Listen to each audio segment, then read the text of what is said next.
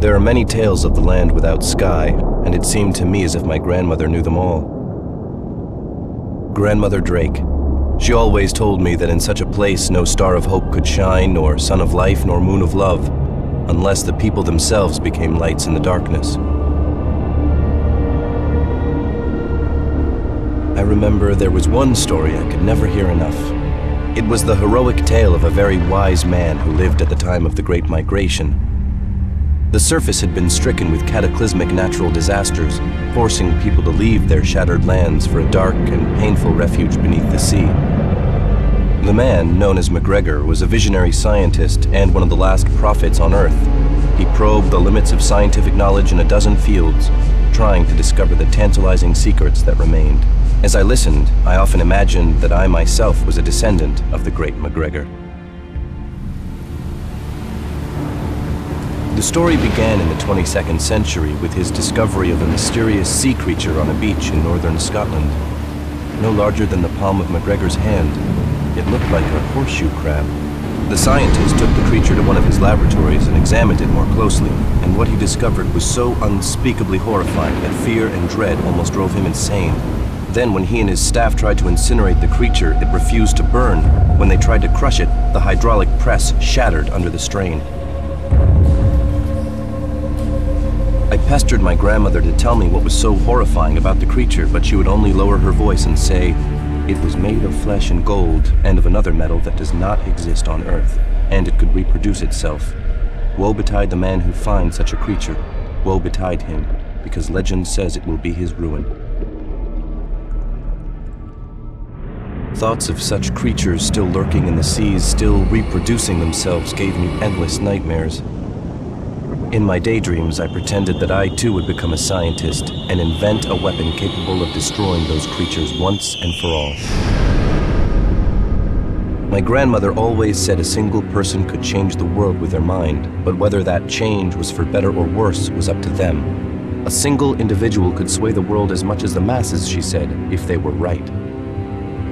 MacGregor soon turned his mind to constructing incredible submarines the world had only dreamt of before, and in so doing laid the foundation of submarine technology for centuries to come. Without his knowledge, humanity could never have evolved enough to occupy the oceans. I always feared the ocean's black waters, but I also longed to defy their wretched confines.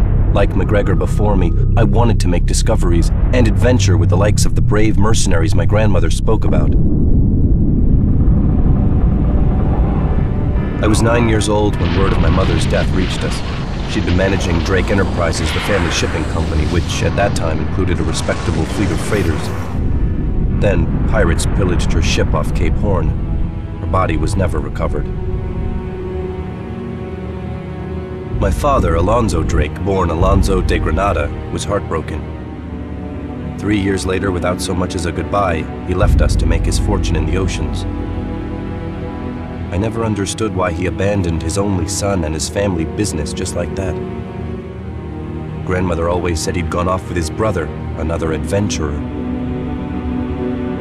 When I myself began to dream of adventures in Aqua's inky depths, I feared I had inherited my father's restless blood.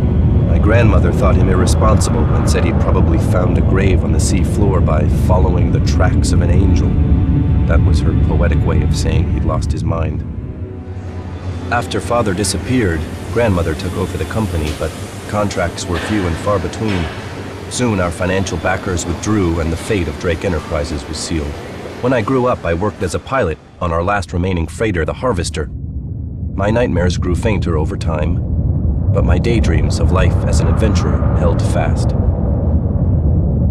When we could no longer afford our family home in Neapolis, my grandmother and I ended up in the Pacific, amid the dangerous and chaotic seas of the northern tornado zone. There I supplied stations and scattered habitats with chemosynthetic protein and other nourishment. My grandmother died quietly in her sleep, and soon after, I, William Drake, decided to follow the tracks of the angels too, as my father had before me. I decided to become the hero of my own story, a man who wanted to change a part of the world and learn the last of Aqua's secrets, like the scientist had before me. Yet I didn't reject my grandmother's teachings. It's the hidden things that form our reality. You must never be too close to what's going on around you. You can comprehend a whole seamount only from a distance. I knew I wanted to fight like the mercenaries in Grandmother's tales. Perhaps I would confront my mother's killers in battle, or maybe just bring a little light to this miserable world without sky, and possibly find some hope for myself there as well. And then again, perhaps I was only a foolish little boy.